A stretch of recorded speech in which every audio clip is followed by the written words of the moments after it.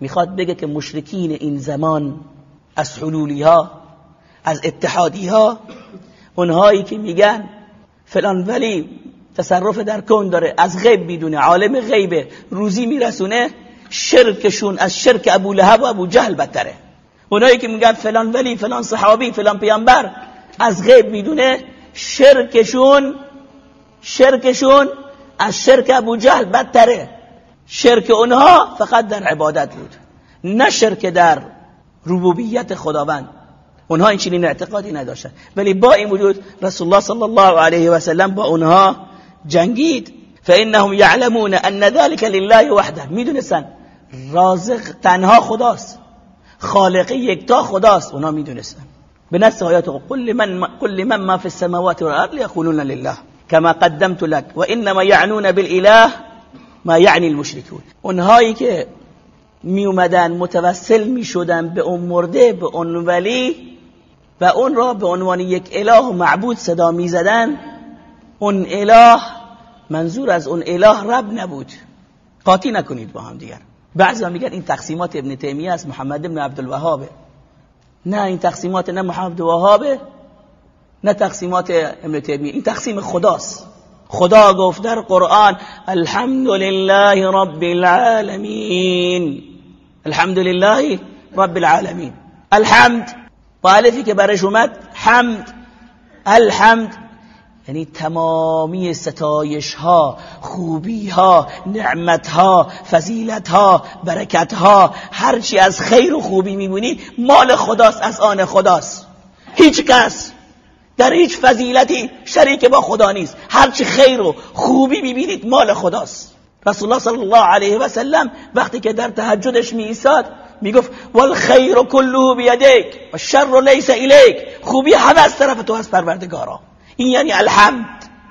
حمد یعنی تمامی خوبی ها را از خدا دونستن، نعمت چشم و گوش، نعمت اسلام و دین، نعمت توحید، نعمت هر نعمتی، از اون آب، از اون چیزی که می نوشیم، از این معده و از این قلب، از این خونی که تو رگمون هست، هر چی نعمت داریم مال خداست. فقط خدا، فقط خدا. الحمدلله یعنی فقط خدا. این یعنی حمد. اینو مشرک میدونست، اینو مشرک میدونست، اینو ملحد و زندیق میدونست، ولی مردم امروز نمیدونن. راحت میتونی گولشون بدی، گمراهشون بکنی. این لغت عربی مبینه، بلسان عربی مبین. ولی الحمدلله این حمده. حمد خدا یعنی این که تمامی خوبی ها مال خداونده. بخاطر همین در سجدهش رسول الله صلی الله علیه و سلم میگه لا اثنی ثناء علیک انت کما اثنیت علی. نمیتونم ثنات، حمدت را به جا بیارم پروردگارا، یعنی یاد خوبیات بکنم، ستایشت بکنم. خدا همه چیز ستایشه. هرچی شر مال ما است، به ما کسبت ایدیکم. اگر زلزله اومد، اگر سیل اومد، به خاطر کوتاهی ماست، به خاطر امتحان ماست، به خاطر که ما بیدار بشیم. خدا هیچ وقت قصد بد به بنده نداره. خدا ارحم الراحمینه. کتب علی نفسه الرحمه، بر نفس خودش رحمت نوشت. خدا رحیمه، هیچ وقت فعل شر از خدا نمیاد. و شر لیس الیک. دعای رسول الله چنین میگفت در تهجدش وجهت وجهی الذی فطر السماوات والارض.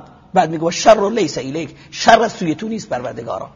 الحمدلله رب العالمین. الله رب العالمین. آیا به نظر شما خدا در قرآنش، در سخنش تکرار رو میاره؟